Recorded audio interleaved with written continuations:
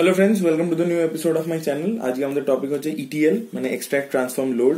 এটা একটা basic idea আপনাদেরকে দেবো যে পুরো কাজটা কি করে হয়, অপারেশনটা। দেখুন, ই স্ট্যান্ডস ফর এক্সট্রাক্ট। এক্সট্রাক্ট মানে, আমি যারা ফার্স্ট ভিডিওটা দেখেন ইন্ট্রোডাকশন, যেখানে আমি বিজনেস ইন্টেলিজেন্সের ব্যাপারে বলছিলাম, তারা এটা জান না, তাও আপনাদেরকে শর্টে বলে দিই যে এই যে এত মানে ধরুন একটা বিগ বাজার বা একটা স্পেন্সার, বিগ বাজারের এক্সাম্পলটা দিতেই আমি ভালোবাসি। তাদের এতগুলো স্টোর আছে দিল্লি, বম্বে, চেন্নাই, সব জায়গায়। এবার সেইখান থেকে তারা বিজনেস ডিসিশনটা নেবে কি করে? বিজনেস ডিসিশনের জন্য সেই ডেটাটা দরকার, যেটা আমি ফার্স্ট ভিডিওতে বলেছিলাম। সব ডেটাগুলোকে তারা এক জায়গায় নিয়ে আসে যাতে চেক করতে সুবিধা হয়। সেই যে ডেটাটাকে সব জায়গা থেকে নিয়ে আসা, সেটাকেই বলছে এক্সট্র্যাক্ট।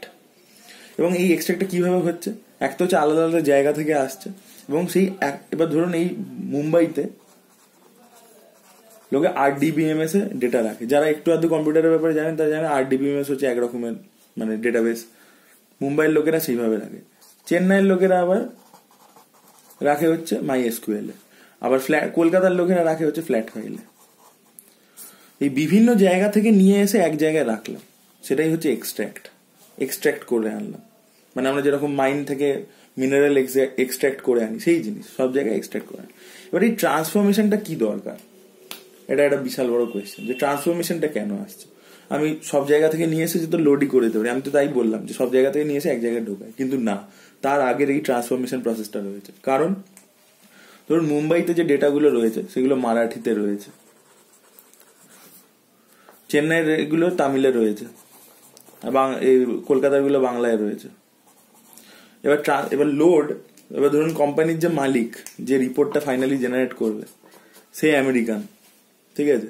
এবার সে এই ভাষাগুলো বুঝবে কি? তাই আমি ডাইরেক্ট যদি সব ভাষা এনে ঢুকিয়ে দিই, এবার আপনি ভাবুন না যে মুম্বাইয়ের রিপোর্টটা মারাঠিতে, চেন্নাইয়ের রিপোর্টটা তামিলে, কলকাতার রিপোর্টটা বাংলায়, এটা কখনো পসিবল? আপনি এরকম কখনো দেখেছেন? না। তো তাকে এটা স্ট্যান্ডার্ড ল্যাঙ্গুয়েজে আনতে হবে। তো এই সবগুলোকে আমি এখানে আনলাম এই ট্রান্সফরমেশন জায়গায় দিয়ে, এই সব কটা রিপোর্টকে আমি কনভার্ট করে দিলাম ইংলিশে। এই যে সব কিছু একটা স্ট্যান্ডার্ড ফরম্যাটে নিয়ে আসছি। ধরুন মুম্বাইতে যে ডেট, মানে এই রিপোর্টের এক একটা এই যে ডেটাগুলো জেনারেট হয়েছে তার ডেটটা লেখা হয়েছে DDMMYYY, মানে ডেট, মান্থ। আবার তামিলে উল্টো লেখা হয়, মান্থ তারপরে ডেট তারপরে YYY। কিন্তু এরকম করে তো হতে পারে না, এই দেখবার সময় তো কনফিউজ হয়ে যাবে।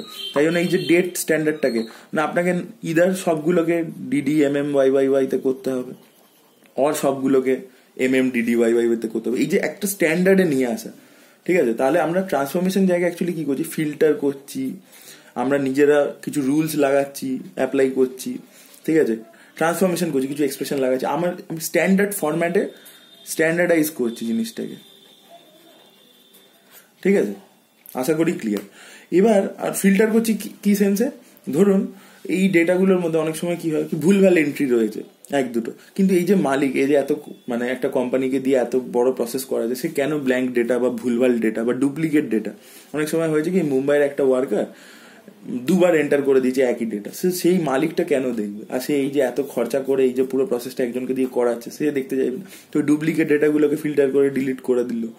এরকম এই পুরো প্রসেসটা ট্রান্সফরমেশনে করে একদম আলতু ফালতু জিনিস সব সরিয়ে দিয়ে সব জিনিসকে একটা স্ট্যান্ডার্ড ফরম্যাটে কনভার্ট করা হলো, করে এবার এখান থেকে জিনিসটাকে লোড করা হলো টার্গেট টেবিলে লোড হয়ে গেল, মানে ঢুকিয়ে দিলাম সব জিনিস। এবার এক জায়গায় চলে এলো, একই ফরম্যাটে চলে এলো। এবার এখান থেকে আমরা রিপোর্টিং টুল আছে, মানে আরো একটা সফটওয়্যার বলতে পারেন, সেখান দিয়ে আমরা একটা রিপোর্ট জেনারেট করব। সেটা এই কোম্পানির যে মালিক, যে আমেরিকান, সে দেখবে এবং সে সেইটা থেকে বিজনেস ডিসিশন নেবে। তো এইটাই ছিল একটা আউটলুক যে how ETL, what is ETL. এখানকার ছেলেমেয়েরা, ওয়েস্ট বেঙ্গলে তো কলেজে যারা পড়ে তারা এটার ব্যাপারে জানেই না, গ্যারেন্টি দিচ্ছি। এই জিনিসটা জেনে রাখা ভালো।